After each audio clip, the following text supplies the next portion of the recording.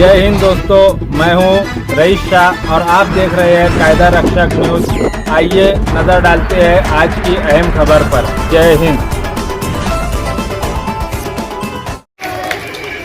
सबसे पहले तो स्टेज पर बैठे हुए तमाम मेहमानान किराम, सदर मौसूफ, हमारे स्कूल आज़ा के चेयरमैन और हेडमास्टर साहब और तमाम असातिज़े किराम और तलबा तालिबा, तमाम लोगों का मैं बहुत बहुत शुक्रगुजार हूँ कि उन्होंने अपना कीमती वक्त दिया। आज 15 अगस्त तो यौम आज़ादी के तौर पर मनाने के लिए हम यहाँ इकट्ठा हुए हैं। हमने तो प्रोग्रामात बहुत देखे हैं, बहुत किस्म के देखे हैं, लेकिन आज का जो प्रोग्राम होता है हमारे हिंदुस्तान के लिए दो त्यौहार ऐसा होता है जो सिर्फ बच्चों का त्यौहार होता है। एक तो 26 जनवरी है, एक 15 अगस्त है। ये दोनों त्यौहार ऐसा होता है कि खास बच्चों के लिए ही मनाया जाता है। तो आज के त्यौहार पर भी हमने देखा कि बच्चों ने पुरजोश अंदाज में अपने प्रोग्राम पेश किए। मैं उनको बहुत बहुत मुबारकबाद पेश करता हूँ।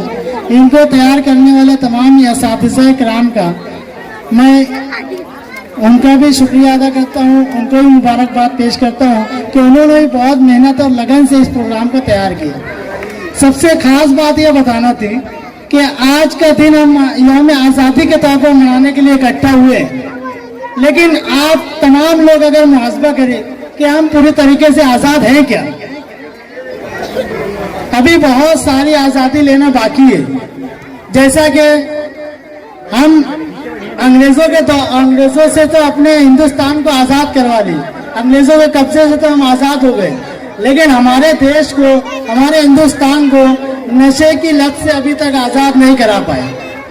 सबसे ज़्यादा हमको जो ज़रूरत है आज़ादी की, तो नशा और जुर्म और पेशा अपराध को इस देश से आज़ाद करने की है कि मतलब हमको इस पर ज़्यादा तवज्जो देने की ज़रूरत है। इसी के साथ साथ फिरका वाराना तशद्दुद जो हमारे हिंदुस्तान के अंदर फैलाए जा रहे हैं, ऐसे लोगों से हमारे हिंदुस्तान को आज़ाद करने की ज़रूरत है। मैं इस बात की कोशिश करना चाहता हूँ कि आप तमाम लोग इस पर ज़्यादा से ज़्यादा तवज्जो दें और तमाम लोग अपने तरीके से इस पर आज़ादी पाने की कोशिश करें। सबसे पहली बात तो जो जुर्म पेशा अपराध है, अगर आपको कहीं दिखाई दे तो उसको समझाने की कोशिश करें और उसको अपने तौर से समझाएं। अगर ना समझ में आए तो उनके ऊपर कार्रवाई वगैरह की जाए, है ना। इतनी बात कहकर मैं अपनी बात को खत्म करता हूँ और तमाम लोगों का शुक्रिया अदा करता हूँ। अस्सलाम वालेकुम। मुझे उर्दू तो ज़्यादा आती नहीं, मैं मराठी में कुछ बोले गया तो माफ़ करना है। अरे कोई कंटिन्यू। बात यह है कि मैं पहले तो शुक्रगुजार हूँ सब जितने हमारे टीचर हैं और जितना ये स्टाफ है उसका शुक्रगुजार हूँ कि मुझे बोलने का मौका दिया गया यहाँ। मैं कुछ दिन पहले यहाँ आया था तो बच्चों की तादाद इतनी कम हो गई थी, देख के हमारे भी बच्चे थे यहाँ, तो मुझे ऐसा लगा कि क्यों ना हमारे बच्चों को हम यहाँ से निकाल लिया। और आज का जो माहौल देख रहा हूँ, माशाल्लाह माहौल बना है। उस स्टाफ का भी शुक्रगुजार हूँ मैं, और हमारे नाजिम सर का बहुत बहुत शुक्रगुजार हूँ जिन्होंने बच्चों को मुझे समझाया गया कि देखो अरे भाई ये आगे तुम 2-4 महीने रहने दो बच्चों को, तुमको देखने को मिलेगा। और माशाल्लाह आज हकीकत में देखने को मिला। पूरा स्टाफ का भी शुक्रिया अदा करता हूँ, हमारे नाजिम सर का बहुत बहुत ज़्यादा शुक्रिया अदा करता हूँ जिन्होंने घर घर जाके, हर घर में जाके बच्चों को गोला किए और उनके माँ बाप को समझाया। माशाल्लाह हकीकत में आदमी है, उन्होंने जो जैसा मेरे को बोले वैसा करके बताए। अल्लाह और ये स्कूल को तरक्की दे और बच्चे ऐसे ही पढ़ते रहे और ऐसे ही आगे बढ़ते रहे। अल्लाह से यही मेरी दुआ है और यही उम्मीद करूँगा पूरे स्टाफ से आपसे। अस्सलाम वालेकुम। आज 15 अगस्त यौम आज़ादी का दिन है और इस यौम आज़ादी के दिन के मौके पर रहनुमा उर्दू स्कूल के मार्फत जो प्रोग्राम लिया गया है और इस प्रोग्राम में मुझे मतलब एक छोटे से आदमी को इस प्रोग्राम के अंदर जो सदारत की गई, मैं पूरे स्कूल वालों का शुक्रगुजार हूँ। 15 अगस्त 1947 को अपने भारत को अंग्रेजों ने 200 साल गुलामी में रखकर अपने जो भारत के स्वतंत्र सेनानी थे, इन्होंने बहुत बड़ी कुर्बानी देकर, बहुत बड़ा संघर्ष कर बहुत बड़ी मेहनत करके 1947 15 अगस्त को अपना भारत देश आजाद हुआ। इस तौर पे पंडित जवाहरलाल नेहरू ने 15 अगस्त 1947 को लाल किले पे झंडा फहराया, तिरंगा झंडा फहराया। और इस आजादी के लिए महात्मा गांधी, पंडित जवाहरलाल नेहरू, लोकमान्य तिलक, नेताजी सुभाष चंद्र बोस, इन लोगों ने बहुत मशक्कत की। और इस आजादी के लिए सभी मजहब के लोगों ने हजारों की तादाद में शहादत दी। 15 अगस्त 1945 को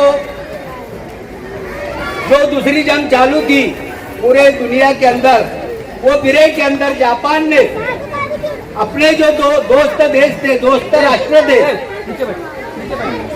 इनके वो सरेंडर होकर उस जंग को रोका गया।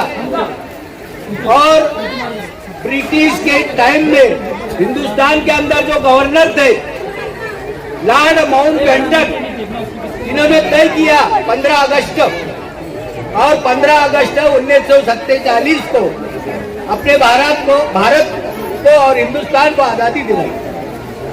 मेरा ये कहना है कि भारत को जब आजादी मिली, स्वतंत्रता, एकता और अखंडता, ये भारत के अंदर सभी देशवासियों ने करना चाहिए। और हिंदुस्तान देश में जितने भी मजहब के लोग हैं, इन्होंने भाईचारे से रहना चाहिए, गंगा यमुना की तहजीब के साथ रहना चाहिए। और आजादी तो मिल चुकी है, मगर एक बात मैं बोलना चाहता हूँ और मेरे बात खत्म कर दूंगा। क्यों कि बच्चे भी बहुत देर से परेशान है, बोर हो चुके होंगे, इसलिए मैं आखिरी जुमला ये बताना चाहता हूँ। भारत को, हिंदुस्तान को आजादी तो मिल चुकी है, मगर आप एक हजरात में बोले कि नशा के ताल्लुक से ये बात हकीकत है कि मालेगांव शहर के अंदर नशा ये आम हो चुकी है। नौजवान लड़के इस नशा में मुब्तला होकर अपनी खुद जान भी गंवा देते हैं और अपने परिवार को भी परेशान करते हैं।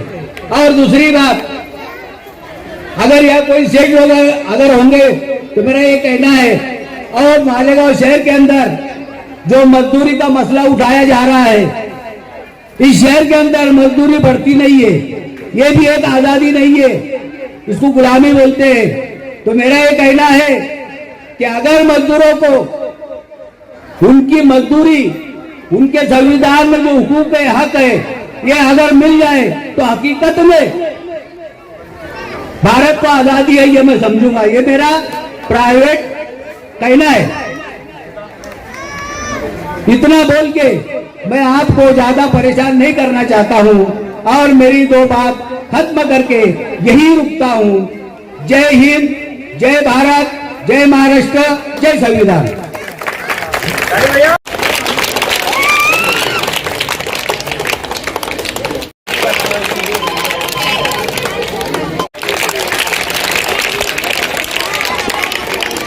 समूह के बहुत दुख उठाए हैं।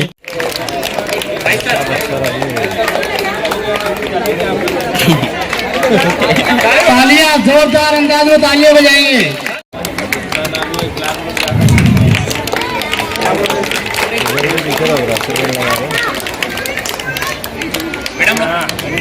अरेंज किया है उनके लिए तालियां बनती ही हैं, उनका हक है।